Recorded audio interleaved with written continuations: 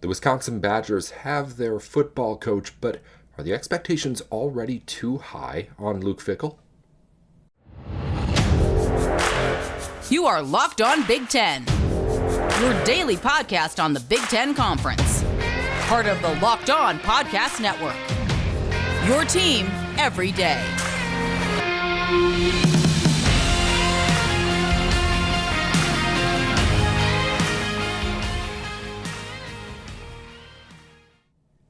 Hey, you're listening to Locked On Big Ten. I'm your host, Nate Dickinson. Thanks for tuning in and making us your first listen every weekday. Coming up here on today's show, we're going to talk to Ryan Herrings from Locked On Badgers on his new football coach, Luke Fickell, a new regime in Madison after he's snagged from Cincinnati. What exactly does that mean for the team? What's going to change? What's going to stay the same? We'll talk to Ryan about all of it here on the program. Also, Jacob Rude's back in for the second time here this week. Going to chat with him as Indiana faces off against Kansas. Talk to him a little bit about that matchup. It's all coming up here on Locked On Big Ten. Be sure to follow and subscribe wherever you get your podcasts on YouTube and on Twitter too. It's at Locked On Big Ten. 10 when you're typing it out at the end, not TEN. Once again, Nate Dickinson with you. Let's dive right into things. But before we do that, a reminder that today's show is brought to you by BetOnline. BetOnline has everything that you need as far as sports gambling goes. If you want to bet on the Big Ten or anything else in college basketball, of course, Big Ten football still alive and strong as we get into bowl season. So all sorts of stuff for you to put your money on, and you can find all of the lines that you want at BetOnline. Also get the information that you need to make sure you're making the smart picks, and you can get it all in one nice, convenient package at one site, BetOnline, where the game starts. Let's dive into things right away with Ryan, chatting with him about Wisconsin's new football coach, Luke Fickell. Hey, listening to Locked On Big Ten. Thanks for tuning in as always. Alongside Ryan Herrings of Locked On Badgers, I'm Nate Dickinson. We're going to talk to Ryan a little bit here about the Wisconsin coaching change, as we were thinking there wasn't going to be a change, at least from interim to head coach. It looked like Jim Leonhard had earned this job, we thought, at the end of the season, Ryan. It's been a little while since we learned that Luke Fickell was taking over, but what happened at Wisconsin there in what seemed like pretty quick succession to get out of Jim Leonhard's not agreed upon deal, but I thought everyone pretty much agreed that he was going to be the next guy. And how did Luke Fickell come along and be available? Yeah, it's super interesting, actually. Everybody really assumed it would be Jim Leonhard's job, and he would be the guy, obviously hometown hero, beloved in Madison, career. The defense that he's coordinated has always been incredible. So the resume, at least from a coordinator, is there. But Chris McIntosh, actually, the Wisconsin athletic director, did something really unique, and he kind of went against the grain, right? The easy decision, and I said this on the show, would have been to go with Jim Leonhard, right? That would have been, everyone would have supported it. There would have been no criticism. The locker room would have loved it. But he went kind of on his own and said, I'm going to go big game hunting and see what I can get at this position. So that's why the interim tag was never removed, even though there was a lot of pressure on Chris McIntosh from players, from alumni to remove that interim tag, make Jim Leonhard the coach. And all along, Chris McIntosh kind of delayed, and he did because he had really intended to see if he could get a big name in Madison, which is what he did. Look, listen, at the end of the day, bringing in Luke Fickell is a home run.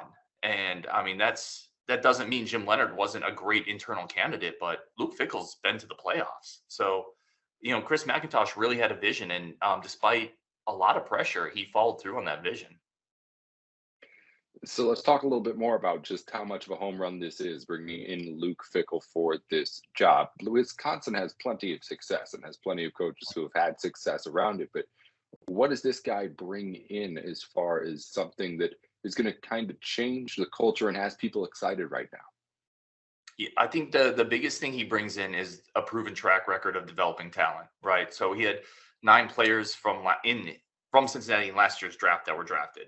When you talk about a program that's not recruiting at the 4 and 5 star level, Cincinnati, which is very similar to Wisconsin, by the way, to be able to take that roster and the type of players he's going to get and get 9 NFL draft picks out of that group is, quite frankly, incredible. So Wisconsin has had a long history of, we're going to get 3 stars, we're going to develop them. And that's really also what Luke Fickell has done in Cincinnati. So in a lot of ways, he feels like a Wisconsin type of guy, just going outside of the Wisconsin coach tree to get him. So he has that track record. And again, if you just stack up resumes And this is no slight to Jim Leonhard, who has been an incredible defensive coordinator. His resume doesn't stack up with Luke Fickell, who has run a program. He's made successful coaching hires, and he's been to the playoffs. So he brings a track record of success and a track record of player development that, quite frankly, I don't know where you would have found that if not for Luke Fickell. I mean, how big of an upgrade is that for what you've seen from before from Wisconsin teams? Because they've already been having to catch up in developing talent as far as what they get on the recruiting trail in the Big Ten, and they've already been doing that too. Yeah, it's a great question. I think what we've seen in Wisconsin the last 25 years and what we've seen kind of the microcosm the last couple of years are different things. So Paul Chryst, for whatever reason, and Jim Leonhard talked about this. This isn't something that it's just been speculative. Like, some of the player development and recruiting stuff has slipped a little the last couple of years at Madison. And it's why Paul Chryst is no longer the coach in Madison. So it is true that if you look back in the last 20 years of Wisconsin football, player development has been a thing. So bringing Luke Fickell in feels like more the same. But where Paul Chryst was going, I don't think he was a guy that was embracing NIL. And I don't think he was a guy that was really big on recruiting departments. So I think getting Luke Fickell in brings Wisconsin into the 21st century on both of those fronts. Like, NIL really matters. You have to embrace that if you're going to coach at a big time program in college football in 2022. So that's where I think Luke Fickell really upgrades Wisconsin and brings Wisconsin into modern football recruiting. It's with NIL. It's with a modern approach to recruiting. He brought 2 of his big time recruiting assistants over. That was like his first move. He's like, I'm bringing my strength and conditioning guy and my 2 recruiting guys. So instantly, it's that recruiting element to Wisconsin that I think Luke Fickell really supercharges. You have a wide open Big Ten West. You have a Wisconsin team that, even in what has been a couple of down years on their standards, has still been right in the thick of that division. What are the immediate expectations for Luke Fickell? That's a great question. It's something we talked about, and it really depends on who you ask, right? So listen, if you're going to take the home run swing, if you're going to let Jim Leonhard go, it's my belief, and I've had people push back on me, I think Luke Fickell has to win right away. I know it. Listen, coaching turnover is tough. There's going to be roster turnover. The quarterback question isn't answered yet, but next year's schedule is incredibly manageable. They're still in the Big Ten West, which is manageable for everybody, by the way. It's not like Wisconsin is, that's a manageable schedule for a lot of teams. But I think he's got to win right away. You have to come out of the gate and win 8-9 games next year. Otherwise, people are going to really point to, if you come in and win 6-7 games, they're going to say, well, Jim Leonhard could have done that. And he probably might have a more of an upside down the road because he's a guy who's going to stay at Wisconsin for 20 or 30 years. So I think there's a lot of pressure. I think he has to win right away, and it has to be 8-9 games. Joining us here on Locked On Big Ten, we got Ryan Herrings from Locked On Badgers with us. Ryan, before we let you go, we do have one more Wisconsin football game this season before we wrap things up. Guaranteed Rate Bowl, Oklahoma State coming up. I'm sure you guys have taken at least a preliminary look at what that team's going to be about. What can you tell us? Yeah, so this is, it's so funny when you start to see these bowl games in the era of college football we're in, because now you're just seeing both starting quarterbacks for both programs aren't going to be playing, transfer portal. Starting running back for Oklahoma State's gone. Multiple players. Wisconsin's losing their 2 best players in the front 7 have both declared for the draft, Keanu Benton and Nick Herbig. So really, these bowl games start to take on more of a look of a developmental practice, almost like what young players are we going to get a look at? And from Wisconsin's standpoint, what we're really interested in here is the quarterback. So Graham Mertz, who has been the often criticized, inconsistent, ups and downs quarterback for the Wisconsin Badgers for the last 3 years, is gone, entered the transfer portal. We're going to get a look at, I think, Miles Burkett, the redshirt, or the true freshman, actually, who got a little bit of play this year, heady quarterback, athletic, a little bit more of a dual threat guy, in-state kid. I think that's what Wisconsin fans are excited about. What are we going to see at young quarterback? I think we're going to see some young guys on the offensive line in the front 7, so I think this bowl game, probably from Oklahoma State standpoint as well, you're going to see a lot of young players, and it's going to be a little bit of a glimpse into the future of both programs. We'll, of course, have to recap or preview that more before we get into the actual game with Ryan. That'll be Oklahoma State, Wisconsin. Guaranteed Rate Bowl games start up later this week, but Big Ten actually doesn't have any until after Christmas. I think Wisconsin might actually be the first one of them, but anywho, it's going to be a fun bowl season for sure. We'll have Ryan back on to preview his bowl game in full at some point soon here on Locked On Big Ten. Thanks again, though, for talking at least a little bit with us on the start of what Wisconsin fans are hoping to be a really successful era here with Luke Fickell. Yeah, of course, Nate. Thank you for having me. Always a pleasure to join in. Thanks again to Ryan for joining us for a couple of minutes here to talk Wisconsin football on the show. Before we continue here on Locked On Big Ten, you're hanging out with some friends and putting back a few drinks. A few becomes too many. As the evening comes to an end and people start to head out, you think of calling for a ride. But nah, you live nearby. You can make it home okay. It's no big deal. What are the odds you'll get pulled over anyway? And even so, what's the worst that could happen? Your insurance goes up, you lose your license, you lose your job, you total your car, you kill someone. Everyone knows about the risks of driving drunk. The results are tragic and often deadly. However, that still doesn't stop everyone from getting behind the wheel under the influence. That's why police officers are out there right now looking for impaired drivers on our roads to save lives. So if you think you're okay to drive after a few drinks, think again. Play it safe and plan ahead to get a ride. It only takes one mistake to change your life or someone else's forever. Drive sober or get pulled over. All right, let's talk a little bit now to Jacob Rude as Indiana faces off against Kansas, a big matchup here in the non-conference schedule as we continue along here on Locked On Big Ten. Hey, you're tuned into Locked On Big Ten alongside Jacob Rude from Locked On Hoosiers. I'm Nate Dickinson. We're here with Jacob again this week to talk a little bit about the big matchup coming up this weekend between Indiana and Kansas. Jacob, a pair of blue bloods coming together for this matchup here in the non-con schedule. We'll get to that in a second, but we had you on earlier in the week to talk a little bit about the IU struggles. Could you just really quickly recap those again and tell us what it has been that's troubled the Hoosiers in the two losses so far?